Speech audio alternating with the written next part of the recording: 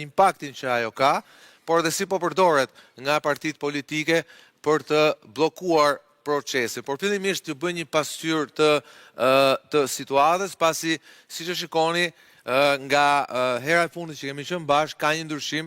Mundësia e ka humbur mandatin e saj të dytë.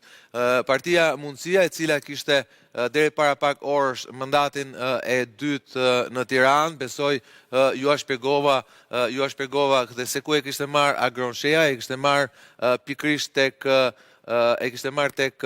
tek njësia numër 2 në Tiranë, ku ai kishte 1469 vota, tashmë kur janë numëruar 58 nga 86 kutit, pra këtu Agronshea kishte marrë votat më të mëdha, por më pas ai e ka humbur atë dhe mandati i është rikthyer Partisë Demokratike. Kjo për të treguar dhe fragilitetin e shifrave dhe formulën temi të komplikuar të ndarjes mandateve, cilat për momentin janë kështu, pra si e shikoni, 83 nuk ka lëvizur Partia Socialiste, pra siç u thash, pra i mbron e shet 83 mandate dhe është në pritje të zhvillimeve që mund ndodhin kryesisht në qarkun e Tiranës, po të shikojmë çfarë do ndodhi edhe me Elbasanin, shikojmë çfarë do ndodhi edhe me Dibrën, ku vazhdojnë dhe numërohen kutit, janë numëruar më pak se gjysma e kutive.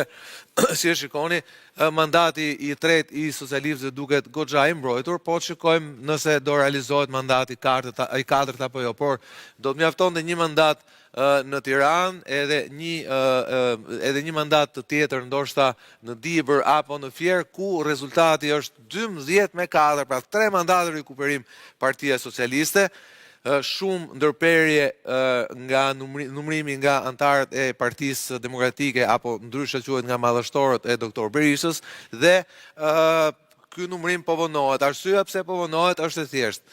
Po vonohet në zonën e Fierit. Shikoni sa pak njësi votimi janë numëruar në një zonë ku vetë socialistët, ku e pranojnë edhe demokratët, është temi kryeqendra e të Majtës.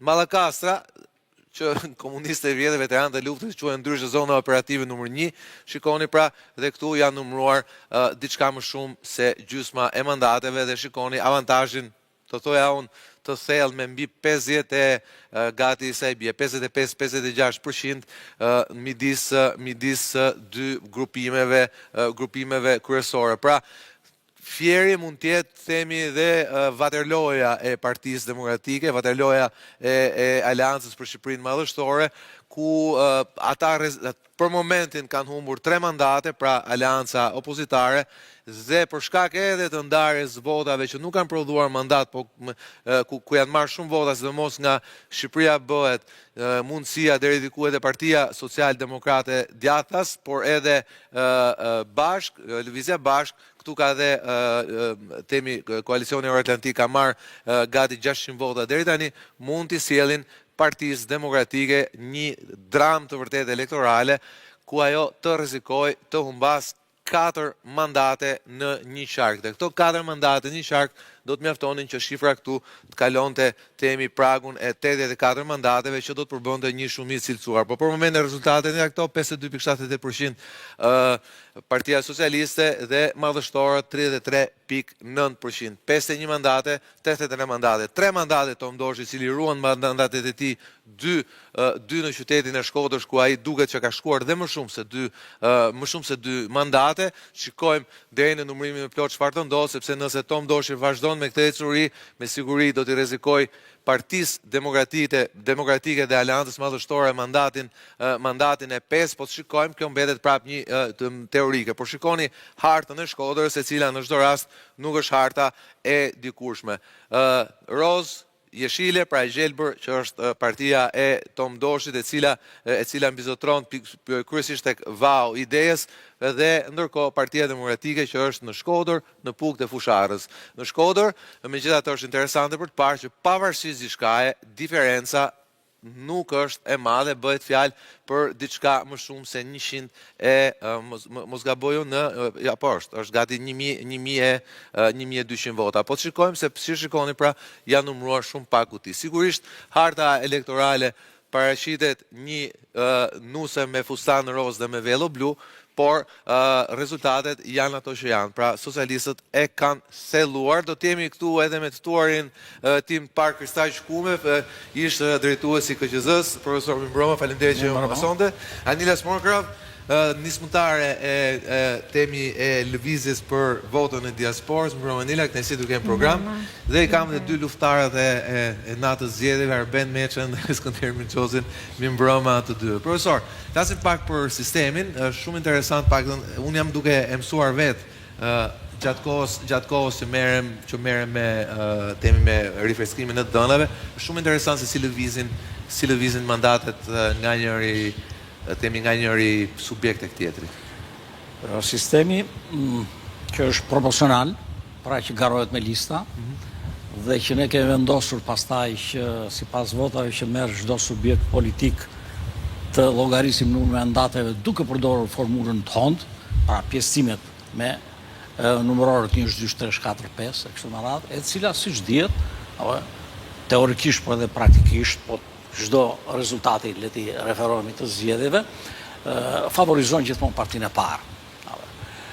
Është shumë e ndjeshme kjo formulë në ndarjen e mandateve në rastet kur numri i mandateve është tek dhe gara është afër, pra kur nuk ka diferenca shumë të mëdha dhe mund të fitosh edhe me një mandat më shumë, mund të fitosh mandatin e fundit. Me një vot më shumë. Me një vot më shumë, mandatin e fundit. Kjo është folur shumë në fakt për sistemin dhe për mënyrën se për atë që ka sjell ky sistem tek ne dhe në përgjithësi argumentet kanë qenë të tilla që duhet të bëjmë ç'është e mundur për ta ndryshuar. Unë nuk jam për këtë, për të ndryshuar sistemin. Pa e mendoni që është sistemi mirë? Po. Është një sistem që si tillë funksionon në një shoqëri demokratike. Pra sistemi proporcional e rajonal funksionon si tillë. E keqja e këtij sistemi këtu tek ne qëndron në faktin që se si në çfarë mënyrë neve e zbatojmë atë çka kemi fiksuar në kushtetutë. Kushtetuta thotë sistem rajonal dhe vetëm kaq. Para ndryshimit të 2020-s, që ose kujtohet, kushtetuta detyron edhe diçka tjetër.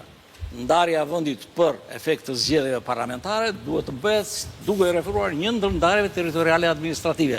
Pra mund të ndajë vendin në njësi zgjedhore 12, siç u vendos në kodin zgjedhor, ose në 61. Siç ka qenë më Këto parë. jo s'ka qenë asnjëherë. Kështu ka 61 ka qenë duhet një moment. Jo, asnjëherë nuk ka qenë. Për herë të parë pas ndryshimeve që u bë sistemit, u vendos që ndarja të bëhet sipas ndarjes qarqe dhe jo sipas ndarjes bashki. Mirë.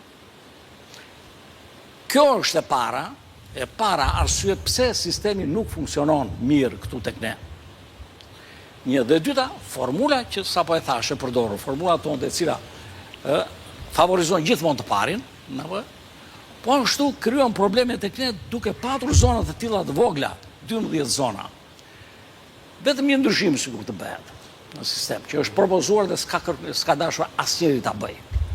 E çuditshme për mua pse nuk kanë dashur partitë e vogla, pa PS-ja dhe PD-ja janë në drejtën e tyre, se kanë më shumë favore nga kjo gjë. Të ndahet Shqipëria në 4 njësi zgjedhore. Dhe nëse do ndajë në 4 njësi zgjedhore, efekti negativ që sjell pastaj dhe ndarja e mandateve sipas formulës tonë sfumohet akoma më shumë. Efekti negativ i ndarjes i sistemit proporcional e rajonal sfumohet akoma dhe më shumë. Dhe rezultati do të jetë shumë afër, proporcionalisht shumë afër me atë rezultat që kemi në kundit e votimit, pra me atë proporcionalitet, mënyrë të votuar. Çfarë do ndryshonte për shembull në temin në votën e 11 majit? Sipas jush, çfarë do ndryshonte në hartë? Çfarë do rregullonte? Nga pikpamja e përfaqësimit të votës shqiptarëve. Shikoj që mund të flasim se çfarë duhet që të kemi rezultatet përfundimtare, cilat janë, sepse mund të shohim, s'kemi asnjë rezultat. Jo, pjesë patjetër. Rezultatet përfundimtare duhet për të parë pastaj se çfarë ka ndodhur me ato vota që janë shumë afër mundësisë për tu shndruar në mandat dhe nuk janë shndruar në mandat vetëm pse janë vota që llogariten mandatet brenda një njësie zgjedhore siç është Kuksi, Dibra. Po, ja ta hap Kuksin se Kuksi është pak më pasi aty për herë të parë pas shumë kohësh një parti e tretë ka synuar të bëjë diçka, nuk është se s'ka patur sukses. Pra Partia Socialdemokrate ka 14.22% të votave dhe nuk arrin të provojë më ata. Por ama, po ta mbledhësh pasaj. Në qoftë se Shqipëria do ishte ndarë në 4 mandate, në 4 rajone, që do të thotë Dibra, Kuksi dhe Shkodra do të ishin një zonë zgjedhore, pra Veriu, zona Veriu, një zonë zgjedhore. Pra kjo sheleshja blut ishte njësh. Edhe Dibra. Edhe Dibra. Dibër, Kuks, Shkodër. Në qoftë se do ishte kjo një zonë zgjedhore, çto të ndodhte pasaj? Ato vota nuk do t'i vinin dëm, ato vota do prodhonin mandate. Kjo, po. Do bashkoheshin me votat tjera poshtë. Do bashkoheshin me votat e Kuksit dhe të Shkodrës dhe do prodhonin mandat. Kjo është e provuar. Pastaj do të dilte Tom Doshi princi Veriut. Sepse do kishte duke pasur parasysh rezultate shumë të mira që ka regjistruar në Shkodër, duke futur te rezultati me 4 mandate. Fantastik, do thoja që ka arritur në Kukës. Mund të dilte. Mund dilte, se në Dibër nuk ishte por ama vetëm sigur kjo të ishte bashkë, sigurisht që do të prodhonte. Unë mbështet jo në këto rezultate keni ose thash, këto nuk janë rezultate përfundimtare, po të referohemi rezultatet të 2021-shit. Po, fakt, i kemi ato. Rregulli njësoj është, njësoj funksionon. Po të marrësh në 2021-shit dhe të ishte zona e tillë, Dibër, Kukës, Shkodër, LSI-ja merrte mandat dhe nuk merrte mandat PSD-ja, sepse votat e LSI-s të atërshme. Në Dibër dhe në Kukës vajtën dëm. E vërtet. Po të mlidheshin dhe me ato Shkodër si prodhonin mandat. Po mirë, atëherë pse pse mos ta bëjmë Shqipëri një zonë dhe t'i bëjmë shkurt? Jo. Nuk janë për një zonë, sepse ka shumë parti nga këto të vogla që kanë propozuar.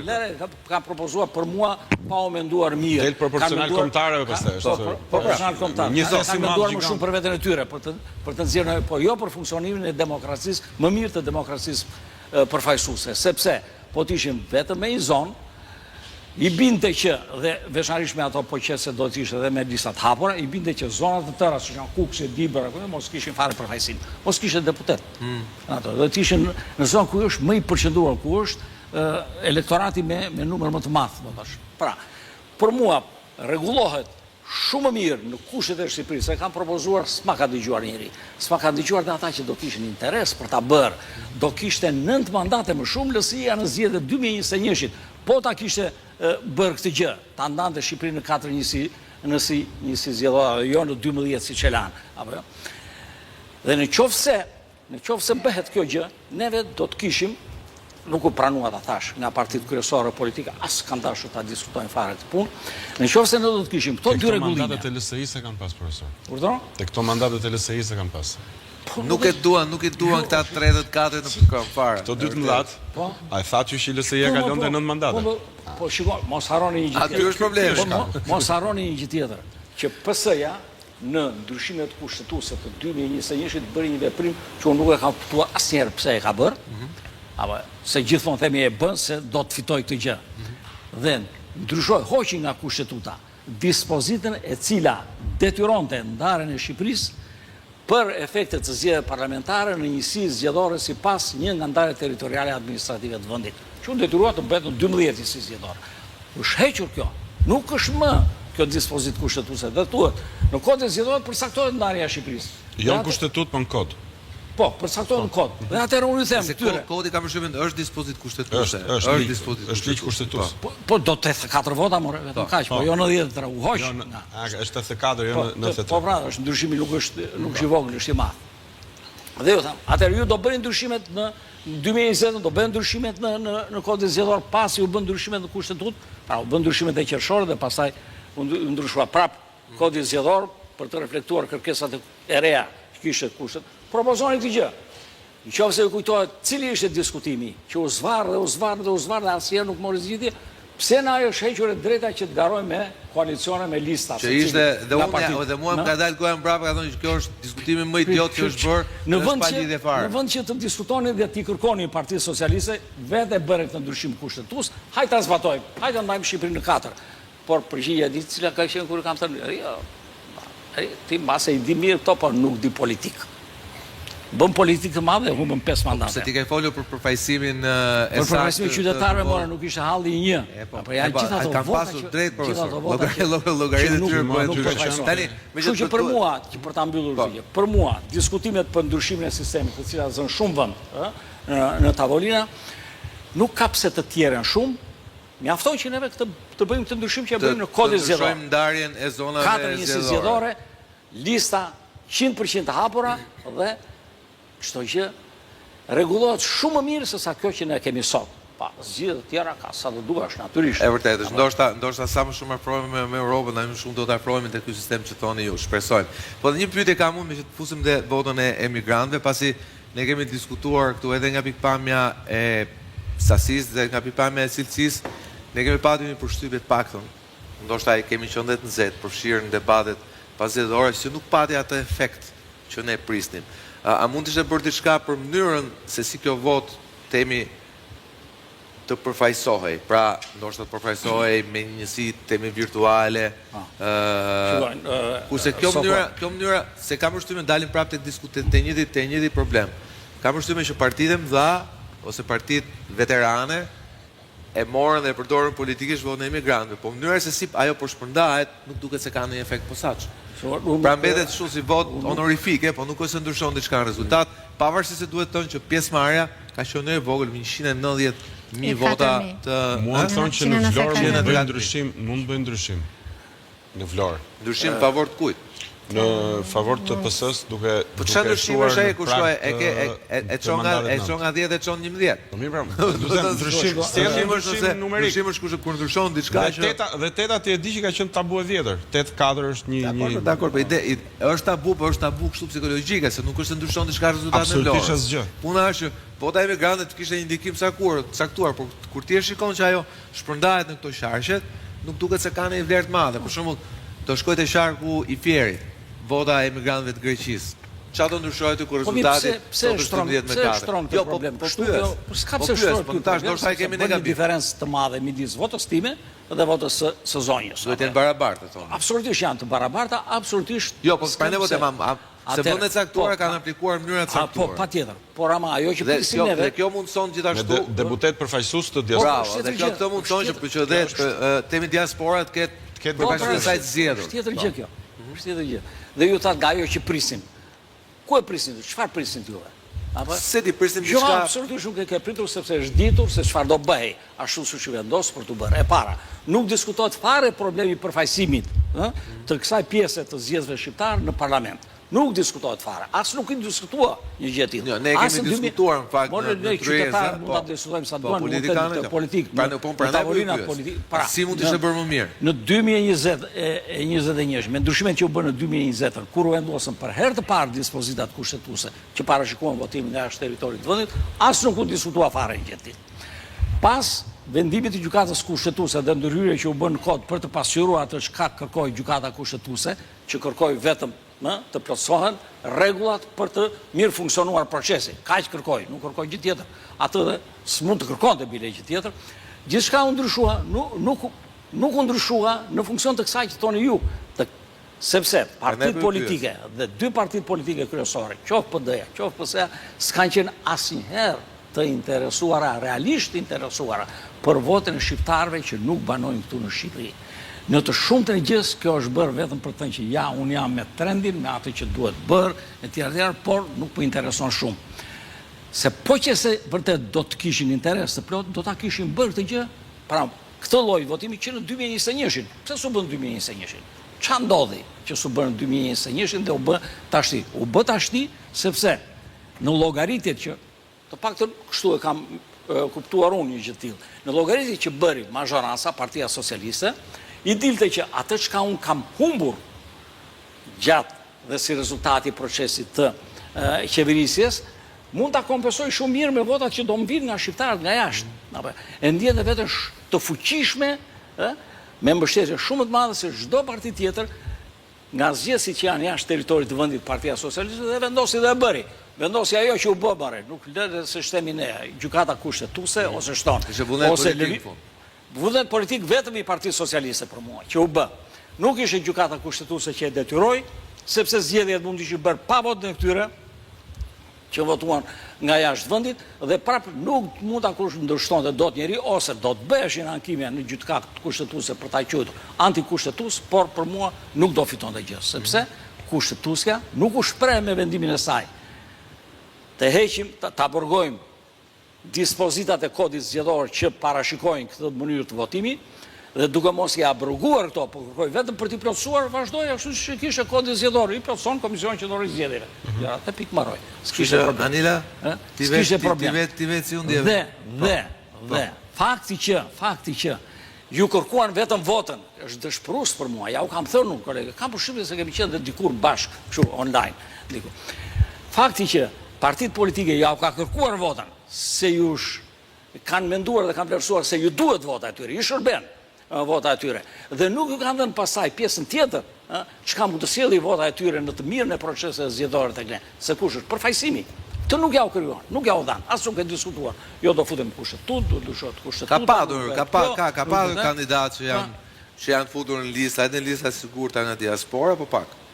Po thuaj se hiç, more. Ku i ke? Një aty më duket Partia Socialiste, më duket një Partia Demokratike, më duket, nuk jam shumë pak.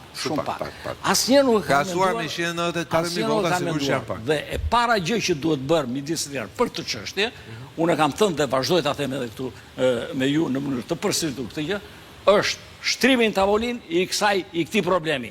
Ju kërkojnë votën, t'ju japin dhe mundësi që të përfaqësohen në këtë kuvend, jo pse duam dhe duan të përfaqësohen, por sepse duam ne dhe kemi nevojë ne për mend dhe për kontributin e tyre për të mirë qeverisur.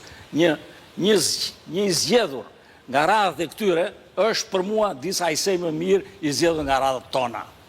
Ju kujtohet deputeti Krashi? Po. Ishte futi tjetër kulturë komunikime, e vërtetë është. Pra. Por çfarë ndodhi? Nga Britania. Po çfarë ndodhi? Çfarë ndodhi? Prandaj, jo. Nuk e futën më në listë. Që do të thotë, ne në qoftë se duam ta bëjmë në mënyrë sa më mirë funksionale këtë gjë, duhet të mendojmë rrugë tjetër, jo atë që gjithçka të kalojë nëpërmjet partisë.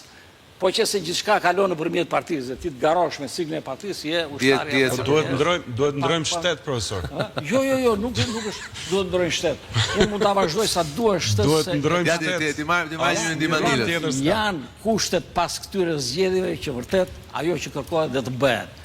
Janë kushte. Se tashmë mazhoranca nuk mund të thotë që nuk ka më mundësit për të i bërë këto ndryshime, pasi siç e thatë ju nevojitën 84 vota dhe 84 votat Jaku i ka. Unë mendoj se kryetari i mazhorancës, më i rëndësishëm nga mazhoranca është kryetari atij. Kjo është e keqja, s'kemi çfarë bëjmë kjo. Ndryshimet kushtetuese 2009 do jetë besoj unë shumë afër dhe shumë tepër dakord për të dëgjuar dhe për të bërë nëse. Po sepse nuk ka zhurmus, se i bien dhe argumenta se deri djetë nuk ka zhurmus, po më interesat e tija nuk janë më aq të forta, aq të mbrefta siç ishin interesat deri sot, pas mandatit 4.